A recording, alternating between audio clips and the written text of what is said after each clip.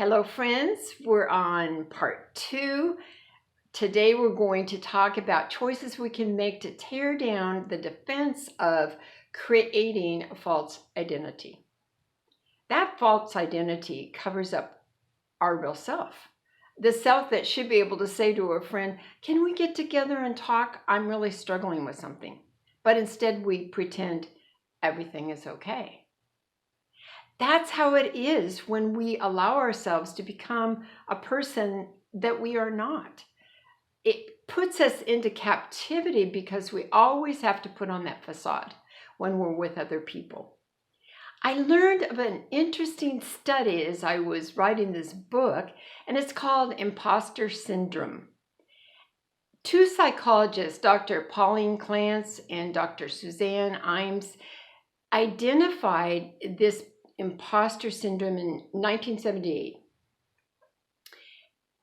You might think that it would only be top people that might have a problem with feeling like they're an imposter, but it's all ages, all arenas of society. I read one story of a CEO of a global organization, and he says sometimes he feels like he doesn't know what he's doing. I like Dr. Valerie Young's comments about a lot of times we know that we can do something well, but then when it's going to be judged by other people, we second guess ourselves and we say, no, maybe I'm not going to do as good a job as I think. What about the times, and I'm asking me, what about the times where someone compliments you and you say, oh, well, so-and-so helped me with that. Oh, well, it's not as good as I hoped it would be. We deflect those comments, those compliments, don't we? Because we just can't bring ourselves to think that we're going to do something well. That is related to the stories that travel around our brain that keep us in this fear of rejection. So we need to figure out, how can we stand up and be the person that we want to be and that we know God has made us to be? And I know this is a theme throughout all these videos, but God has made us into the person that He has great plans for, the person that He loves unconditionally, the person that He will never leave alone, because He wants to be with us. He wants to live life with us. So if we're hiding behind our wall, our mask, our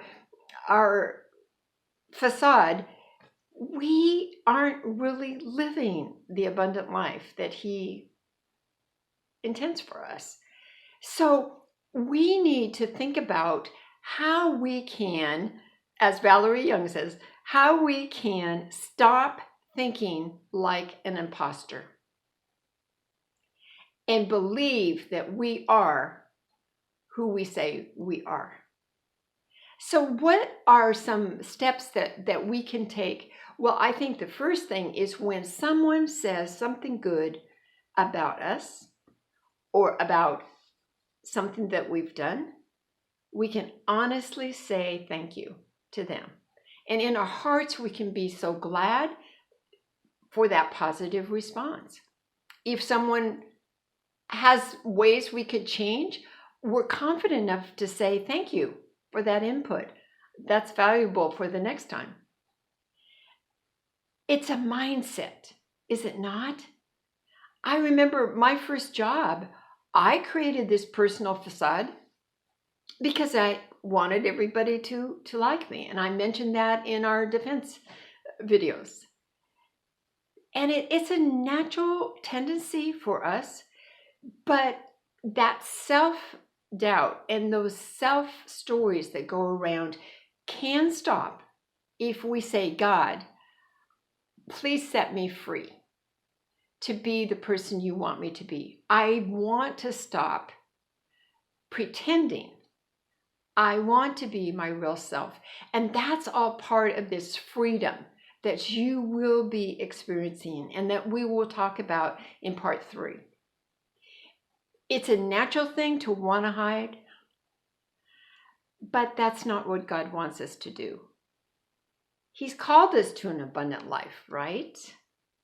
That's where we want to live. So if you feel like a fraud sometimes, if you feel like you don't deserve compliments, please go to God and go to His Word and list out promises of what He said He will do or what He thinks of you. Even Psalm 139 that confirms that we were created the way that He wants us to be. So celebrate. I think this is a time of celebrating that we can just let go of that false identity. And we can take on the identity of Jesus Christ because that's who we are created like. He is the great one.